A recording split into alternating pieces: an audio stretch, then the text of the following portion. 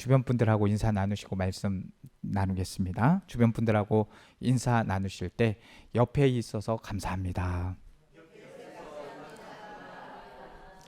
예, 옆에 이렇게 주변에 사람이 계셔 주신다는 것은 너무나도 감사한 일이죠. 예, 우리가 사는 세상에는 늘 흔적이 남습니다. 사람이 다녀간 곳에는 그 사람의 채취나 물건이 남아서 그를 기억하게 합니다. 그런데 어떤 흔적은 특별하지요.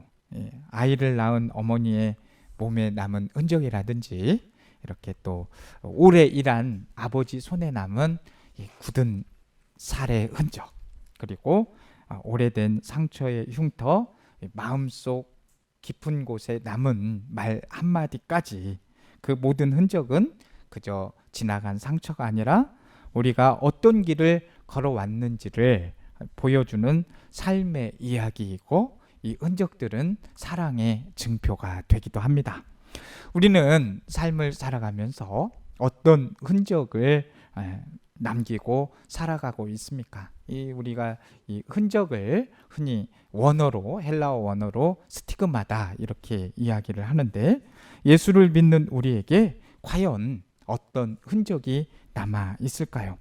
오늘 말씀의 제목은 예수님의 흔적이라는 제목을 정해봤습니다.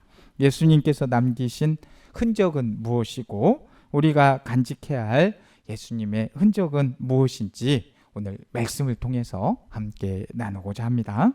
성경 말씀에, 특별히 복음서에는 예수님의 흔적이 많이 남아 있습니다.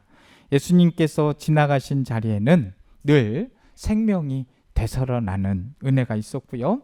예수님이 지나가신 자리에는 회복이 일어났으며 죄가 용서받는 역사가 일어났습니다. 걷지 못하던 자가 일어나게 되고요, 걷게 되고요, 또 보지 못하던 자가 보게 되었고요, 귀신 들린 자들이 자유로워지고 심지어 죽은 자까지 살아나는 놀라운 일이 일어나게 되었습니다. 예수님이 나타나시는 현장, 예수님께서 지나가시는 현장에는 이렇게 큰 기적의 일들이 남아 있습니다. 우리는 예수님을 따르는 사람들이지요. 그렇다면 우리에게도 예수님의 흔적, 예수님의 스티그마가 있어야 할 줄로 압니다. 오늘 본문은 예수님께서 부활하신 후에 제자들에게 나타나시는 장면이지요. 제자들은 유대인들이 무서워 문을 잠그고 떨고 있었습니다. 그런데 오늘 성경 말씀 19절 말씀에 이렇게 기록이 되어져 있습니다. 이날 곧 안식 후 첫날 저녁 때에 제자들이 유대인들을 두려워하여 모인 곳에 문을 닫았다라고 말하고 있지요. 그런 겁 많고 이제 예수님이 돌아가시고 하니까 이제 너무 겁이 나니까 문을 닫고 있었겠지요. 그런 제자들에게 예수님께서 직접 찾아오셨습니다. 그리고 19절 말씀에 보시게 되면, 이어서 보시면 예수께서 오사 가운데 서셔서 이르시되 뭐라고 이야기를 하십니까? 너희에게 평강이 있을지어다 라고 말씀을 해주고 계십니다. 예수님께서는 많은 타이틀을 가지고 계시지만 예수님께서는 평화의 왕으로 부르심을 받지요. 이사야서 9장 6절 말씀에는 이렇게 기록이 되어져 있습니다. 이는 한 아이가 우리에게 낳고 한 아들을 우리에게 주신 바 되었는데 그의 어깨에는 정사를 메었고 그의 이름은 기무효자라 모사라 전능하신 하나님이라 영존하시는 아버지라 평강의 왕이라 할 것입니다. 예수님을 예언할 때 그를 누구로 소개하고 있습니까? 무슨 왕? 평강의 왕이라고 표현을 하고 있습니다. 그러니 예수님의 흔적에는, 예수님께서 다니시는 곳에는 무엇이 있는 것입니까? 평화가 있게 되고 평강이 있게 되는 것입니다. 그래서 우리 마음에 예수님께서 항상 계시니까 우리 마음에 뭐가 있는 거예요? 네, 세 분만 평강이 있으신데 우리 마음에 예수님이 계시게 되면 뭐가 있는 거예요? 평강이 있는 거예요. 그러면 우리가 평강을 얻고 싶으신 것이죠. 평강을 얻기 위해서는 누가 계셔야 평강이 있는 것입니까? 예수님이 계셔야만 평강이 있게 되는 것입니다. 예수님의 흔적은 전쟁도 아니고 파괴도 아니고 화해와 회복과 평화가 있는 곳이 바로 예수님의 흔적이 있는 곳입니다. 여러분, 우리 가정에 평화가 있습니까? 우리 교회에 평화가 있습니까? 예수님으로 인해서 우리의 가정과 교회와 나라가 평화가 있기를 주님의 이름으로 축복합니다. 그런데요, 평화는 저절로 오지 않아요. 내가 평화 얻고 싶다고, 평강이 있고 싶다고 해서 얻어지는 게 아니라는 사실입니다. 예수님께서는 평강의 값을 분명히 치르셨습니다. 예수님은 제자들에게 평화의 인사를 하신 후에 자신의 두 손과 옆구리를 보여주셨습니다. 이는 십자가에 못 박히시고 창에 찔리신 흔적이고요, 곧 고난의 흔적이셨습니다. 어느 초등학교에서 한 선생님이 아이들에게 여러분 어머니에 대해서 소개해 보세요, 이렇게 숙제를 내주었습니다. 그런데 한 남자아이가 숙제를 하다 말고 계속해서 우는 거예요. 그러니까 선생님이 물었습니다. 얘야, 왜 우니? 아이는 말했어요. 저는요, 우리 어머니 손이, 엄마 손이 너무나도 흉해요. 손등이 다 갈라지고 흉터가 많고요. 그래서 친구들이 엄마를 보고 자꾸 놀려요. 그래서 창피해서 그 글을 쓰기가 싫어요, 라고 했습니다. 그 일이 있은 후에 아이의 어머니가 학교로 선생님을 찾아왔어요. 선생님은 조심스럽게 물었습니다. 그러자 어머니는 눈시울을 붉히면서 말하는 거예요.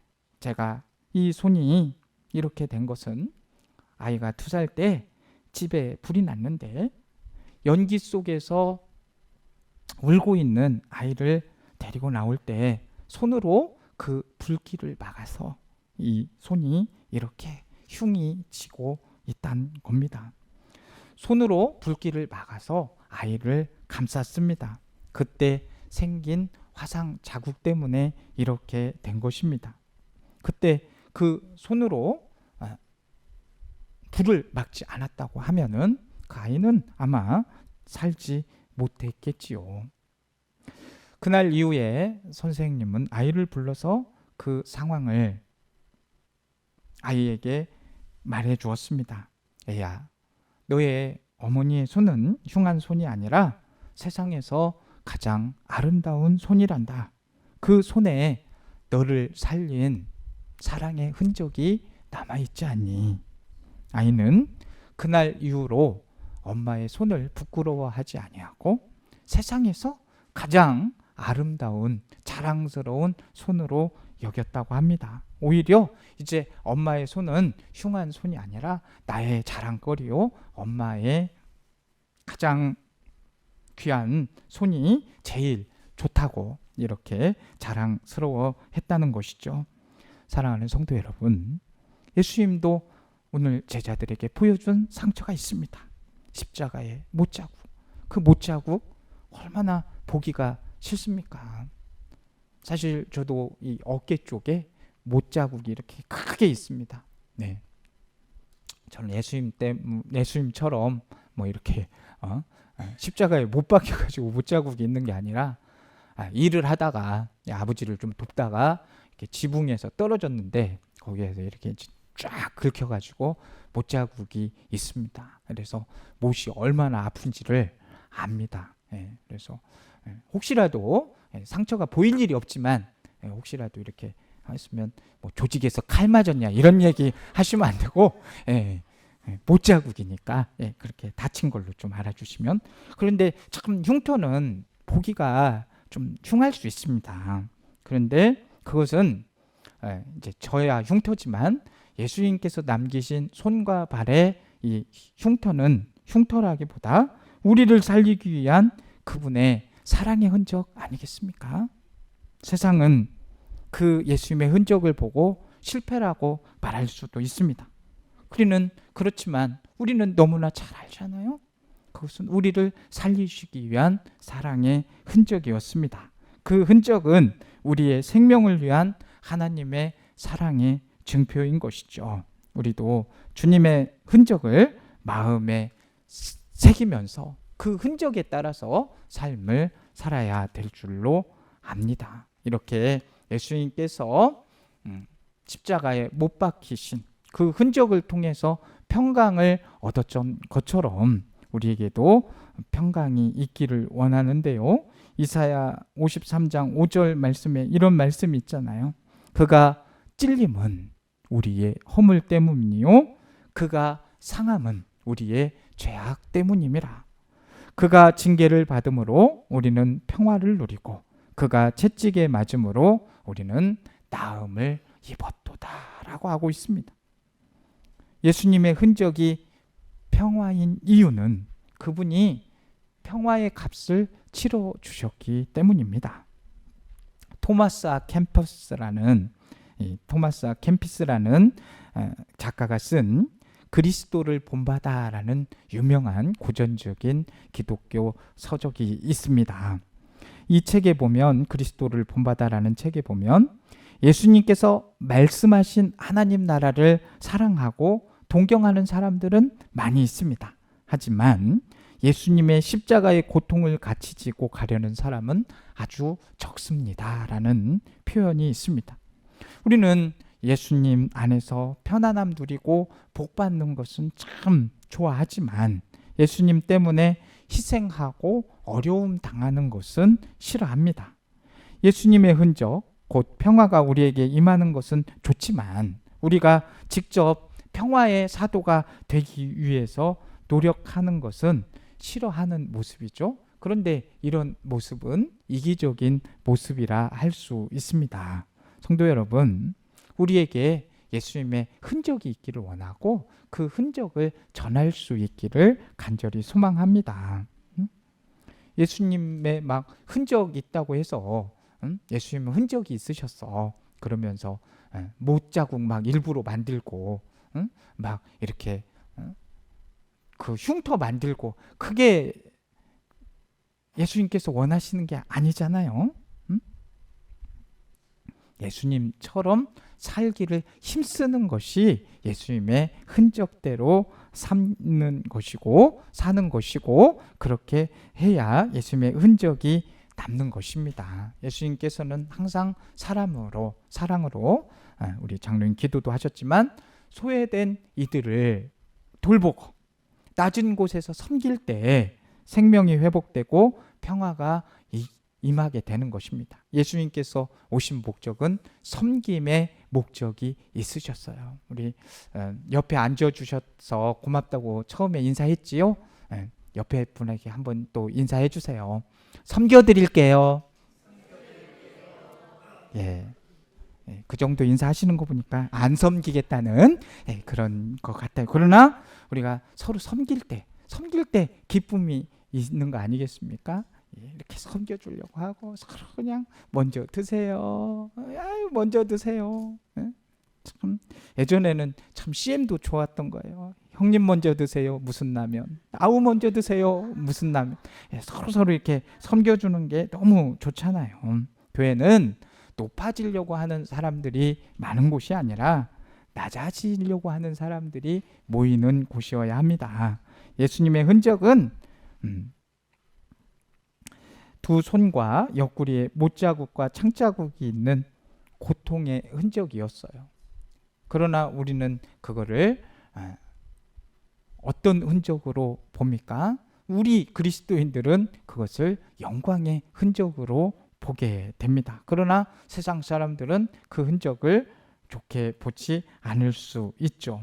우리가 그 고통이 예수님께서 있었기 때문에 주님의 그 고통이 있었기 때문에 우리는 평화를 누렸던 것입니다. 예수님은 평화의 인사를 나누신 후 말씀을 하시게 됐죠. 오늘 본문 21절 말씀 보면 예수께서 또 이르시되 너희에게 평강이 있을지어다. 자꾸 평강이 있을지어다 이렇게 말씀을 하고 계시는 것이잖아요. 그러면서 아버지께서 나를 보내신 것 같이 나도 너희를 보내니라. 그러니까 우리는 보내심의 사명을 받은 자들입니다. 우리에게 평화의 사도가 되라고 말씀하시는 거 아니겠어요? 평강이 있을지어다, 부활하신 후에 평강이 있을지어다, 이렇게 말씀을 한 거는 우리를 통해서 사람들에게 평강을 전하라 이 말이에요. 이 평강을 전한다는 거는 말씀드렸잖아요. 평강이 있으려면 누가 있으셔야 된다고? 예수님이 있으셔야 된다는 거예요. 이 혼란한 시대에, 이 어려운 시대에 참 마음에 평안을 얻고 평강을 얻으려면 누구를 전해야 되겠어요? 예수님을 전해야 되는 것입니다. 목회자 코너에도 제가 썼잖아요. 우리 지역에서 뭐 여러 가지 농산물이 있지만 포슬포슬 개진 감자가 있잖아요. 그래서 우리가 이제 개진 감자 전해주면 참 좋잖아요. 응? 개진 감자 맛있잖아요. 네. 포근하잖아요. 그리고 그래서 맛있기만 하면 안 돼서 제가 그 효능을 좀 찾아봤더니 엄청 많더라고요. 예, 건강 예방에 너무 좋은 개진 감자. 예, 다 여기에서 설명드릴 수 없으니까 목회자 코너를 한번 보세요. 그러면 거기에 어떤 점이 좋은지를 잘 설명을 해 놓았습니다. 하물며 그 감자 하나도 이렇게 좋으면 전해야 되는 것인데, 이 우리 예수님의 사랑이 개진 감자에 비할 바가 아니지요. 그 효능이 개진 감자에 비할 바가 아니죠. 예수님의 사랑은 너무나도 크고 아름다운 그런 사랑입니다. 여러분, 평화의 사도가 되라는 것이 무엇입니까? 말씀드렸듯이 그냥 예수님처럼 손에 못자국이 있어야 되고 옆구리에 허리에 창자국이 있어야 되는 겁니까? 그걸 말하는 게 아니잖아요. 희생 없이는 우리가 예수님을 따를 수가 없습니다. 희생 없이는 평강을 전할 수가 없습니다. 희생 없이는 예수 그리스도를 전할 수가 없는 것이죠. 그러니 예수님을 전하기 위해서는 우리의 의지와 노력만으로 되는 것이 아니라는 거예요. 그래서 예수님의 흔적을 간직하고 평화가 있기를 전하는 사도가 되려면 무슨 역사가 있어야 된다? 성령의 역사가 일어나야 된다는 것입니다. 그래서 제가 강조하는 것이, 말씀을 통해서 강조하는 것이 이 성령의 역사, 성령 충만함입니다. 그러니 성령이 충만한 사람은 주님을 떠나라고 해도 떠날 수가 없는 거예요. 제발 좀 주님 좀 떠나주세요. 안 떠납니다. 왜? 성령이 충만하고 기쁨이 충만한데 어디를 떠납니까? 너무 기쁨이 있지 않겠어요?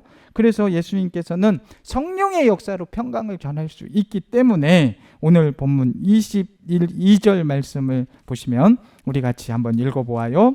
이 말씀을 하시고 그들을 향하사 숨을 내쉬며 이르시되 무엇을 받아라? 성령을 받아라. 성령 받으셔야 돼요. 성령 충만하셔야 돼요. 성령이 없이는 예수님의 흔적을 가지고 살 수가 없다니까요. 내가 아무리 살고 싶어도 성령의 능력이 없으면 그 능력이 나타나질 않아요. 내 삶에서 능력이 안 나타나요. 내 삶에서 능력이 나타나려고 하면 반드시 성령의 역사가 있어야 되기 때문에 성령 충만을 사모하시고 성령 충만을 이렇게 해야죠. 갈증이 나면 뭘 찾아요? 물을 찾습니다. 영적 갈증이 있으면 무엇을 찾아야겠어요? 이 성령 충만함을 반드시 찾아야 하는 것입니다. 여러분, 평강을 실천하고 평화를 실천하기 위해서는 우리가 성령이 반드시 필요합니다. 우리가 주의 일 감당하는 것도요, 내 힘으로 하는 것 같지만 성령께서 힘 주셔야 되고 성령께서 능력 주셔야 되고 이 능력이 있어야만이 주의 일을 감당하는 것입니다. 주님은 우리에게 성령을 보내주심으로 능력을 주시는 거예요. 능력이 바로 성령인 것이죠. 예수님의 흔적을 보고 감격한 자에게 예수님은 성령을 통해 담대함을 주시고 능력을 주시고 인도함을 주십니다. 그러면 성령을 받으면 어떤 일이 일어나나요? 예수님은 성령을 받으라고 말씀하신 후에 바로 이어서 23절에 이렇게 말씀을 하십니다. 우리 23절 말씀 같이 읽어봅니다. 너희가 누구의 죄든지 사하면 사하여질 것이요 누구의 죄든지 그대로 두면 그대로 있으리라 하시니라. 자, 그러면 예수님의 흔적이 평화를 위한 용서의 능력이 있어야 된다는 것이죠. 자, 이 용서하는 것도 내 힘으로 됩니까? 이게요, 아무것도 아닌 것 같지만 용서 그거 해주면 되지. 용서가 그렇게 쉽게 되던가요? 안 되는 거예요. 이게 내 힘으로 하려고 하면 용서도 안 돼요. 될 수도 없고. 왜? 미웠는데 어떻게 그게 용서가 돼요? 내 감정이 그냥 여기까지 올라와 있는데 그게 용서가 됩니까? 안 되죠. 그런데 그 용서의 능력마저도 성령의 능력이라는 것이죠. 용서하고자 하는 의지는 우리가 가져야 할 신학의 덕목이지만 용서의 능력은 성령의 능력이다. 용서는 성령의 임재의 증거입니다. 그러니까 제가 함부로 누구 보고 용서하세요 이렇게 말하기 쉽지 않아요. 왜냐하면 그 감정으로는 용서가 안 되니까. 그러면 그분이 어떤 사람을 용서할 수 있는 힘은 무엇입니까? 성령의 능력뿐입니다. 예수님의 흔적은 평화이고 평화는 용서를 통해서 가능합니다. 용서가 없고 그냥 이에는 이, 눈에는 눈 막 이러면서 간다면 평화가 있을 수 있겠어요? 없잖아요. 원수를 사랑하라는 말씀도 인간의 의지나 노력으로 되는 것이 아니죠. 성령의 능력으로만 원수도 사랑할 수 있는 것입니다. 그래서 우리는 성령의 임재를 항상 구해야 되는 거예요. 주님, 성령님 제 마음에 임해 주십시오. 성령님이 떠나갔다 오면 큰일 납니다. 그래서 항상 여기를 보시고 성령님이 계시는지 안 계시는지 확인하면서 성령님 오시옵소서. 성령님을 항상 임재를 간구해야 됩니다. 여러분, 우리 주변을 한번 좀 돌아보세요. 보기 싫은 사람 있습니까? 용서하기 싫은 사람 있습니까? 그럴 때 그냥 그 용서하기 싫은 사람, 또 보기 싫은 사람, 그걸 보지 마시고 성령의 임재를 구하시기를 바랍니다. 성령의 능력으로 용서의 열매가 맺히게 될 줄로 믿습니다. 열매는요, 반드시 어려움이 있고 난 후에도 그 뿌리가 단단히 박혀져 있을 때 열매를 맺을 수가 있는 거예요. 우리는 그리스도인입니다. 예수님을 믿고 따르는 사람들이잖아요. 내가 힘들면 예수님 바라보시고 예수님 힘주세요, 성령님 힘주세요 하는 것입니다. 우리가 예수님 따라간다고 하면 반드시 거기에는 흔적, 캐리그마가 있어야 되는 겁니다. 우리가 예수님 믿으면서도 예수님의 흔적이 하나도 없다고 한다면 세상 사람들이 웃을 거예요. 비웃을 거예요. 그냥 웃기만 하면 상관이 없는데 비웃을 거예요. 허호, 저 사람 예수 믿는다고 하더만 예수가 하나도 안 나타나. 이러면은 어쩌겠습니까? 예수 믿는다며, 교회 다닌다며, 목사라며 이러면 어떻게 할 거예요? 예수 믿고 교회 다니고 목사님인데 그렇게 다퉈? 자기 이익만 쫓아? 뭐 이런다고 하면 이런 소리는 안 들어야 될 거 아닙니까? 우리가 가져야 할 예수님의 흔적, 이 평강, 이 예수님께서 부활하시고 계속 평강을 강조하시잖아요. 이 평강은 예수 그리스도의 십자가 사건을 통해서 이미 이루어졌고 우리에게 약속이 되어져 있습니다. 요한복음 14장 27절 말씀 우리가 한번 좀 찾아서 같이 읽어볼까요? 이미 예수님께서 말씀하신 부활 전에 공생애 하시면서 말씀하셨던 요한복음 14장 27절 말씀이 있습니다. 173면에 우리 같이 한번 읽어봅니다. 평안을 너에게 끼치노니 곧 나의 평안을 너에게 주노라. 내가 너희에게 주는 것은 세상이 주는 것과 같이 아니하니라. 너희는 마음에 근심하지도 말고 두려워하지도 말라. 자, 이 약속의 말씀이 성령의 임재를 통해서 우리에게 주어졌고 실현됐음을 믿습니다. 이제 성령의 능력으로 이 평강을 주고 평화를 주는 용서의 삶을 살기를 원합니다. 이런 삶을 살기 위해서는 반드시 성령을 받아야 됩니다. 그렇게 사랑하고 용서할 때 주님께서 약속하신 평화를 누리게 될 줄로 믿습니다. 우리 가정에서도, 교회에서도, 나라에서도, 직장에서도 이 땅 곳곳에 성령의 능력으로 용서와 사랑의 능력이 나타나기를 위해서 예수의 흔적이 가득한 우리네 인생이 되기를 간절히 원합니다. 예수님의 그 손에 못자국을 보고 또 그 흔적이 우리가 이제 부끄러운 그런 흉터가 아니라는 것을 깨닫게 되었습니다. 그 흔적이 우리 그리스도인들에게는 영광의 표식임을 알게 됩니다. 이제 우리도 그 예수님의 흔적을 지닌 자들 아니겠습니까? 그런 사람으로서 우리의 삶과 가정과 직장과 교회와 이웃과 나라 곳곳에 예수님의 흔적을 남기고 살아갈 수 있는 저와 우리 옥산교회 모든 성도님들이 다 되시기를 주님의 이름으로 축복합니다. 사랑과 은혜가 풍성하신 하나님 아버지, 너희에게 평강이 있을지어다 말씀하시며 혼란과 두려움으로 가득했던 제자들의 마음에 참된 평화를 부어주셨듯이 우리의 마음과 가정과 교회에도 하늘의 평강으로 충만케 하여 주옵소서. 만나는 사람마다 주님의 사랑으로 대하게 하여 주시고 저희들의 삶이 주님의 부활을 증언하는 통로가 되게 하여 주옵소서. 예수님의 이름으로 기도드립니다. 아멘.